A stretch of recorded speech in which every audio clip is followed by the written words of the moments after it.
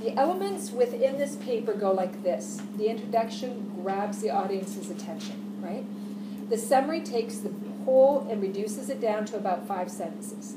Now, you guys, I've watched a movie recently, and I saw the character development, I saw the climax that happened in the middle, I saw the tragic ending, and it took an hour and a half for me to watch it. But if I'm going to tell the summary of this, I've got to reduce it down to 5 or 6 sentences. In a summary, you cannot hit all the details. I can't talk about when so-and-so stubbed his toe, and that led to an infection, which led to him being in bed for 2 weeks, which eventually led to the amputation of his foot, which led to a crisis in his relationship. Do you guys see how many details I just put into that, right? What I need to say is a health crisis led to the destruction of his romance. Do you see where it just went? That's a summary. You can't give a lot of detail. You've got to decide what are the high points within this movie or within this TV show, and I'm going to hit those high points and just summarize. Assume I have not watched the show, I've not seen the movie, and so I want to have a general idea of what is happening, okay? But I don't want you to go over 7 sentences. I mean, 8 maybe, but it better not go further than that. I've had people do a 1.5-page summary, and clearly you're hitting every detail that you can think of within the story, okay? So don't do that to me.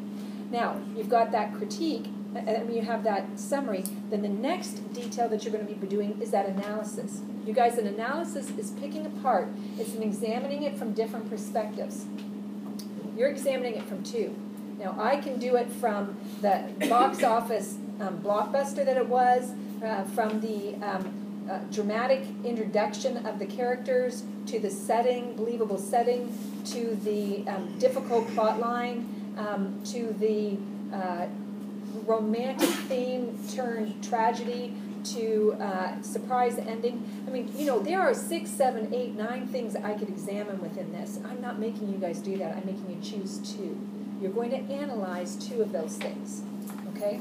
Then when you go to the response, you're going to respond to those things. So if you've talked about character development and surprise ending, you talk about that within the response. It's your chance to put in the I finally. Or if you have some personal, you can relate to it personally. That's your chance inside of the response to say, when I watched this, I totally could relate to it because of this in my life and this in my life, and when this happened, I was just like the main character, and that's why it's so relatable, right? It is your chance. So I'm seeing a number of you wanting to put me and I into the topic sentences for your body paragraphs, but don't do that. You wait for that 4th paragraph, that response paragraph, okay? So introduction, summary, 2 body paragraphs, the response is I, and then we're going to work on that conclusion where you do the expanded thesis, and then you make sure that you end strong. And of course, your strong ending is, go watch the movie. Check out this TV show. This is a book, is a must-read. You've got to decide what your strong ending is, okay? You're trying to sell me something. It's that rhetorical paper you're writing, okay?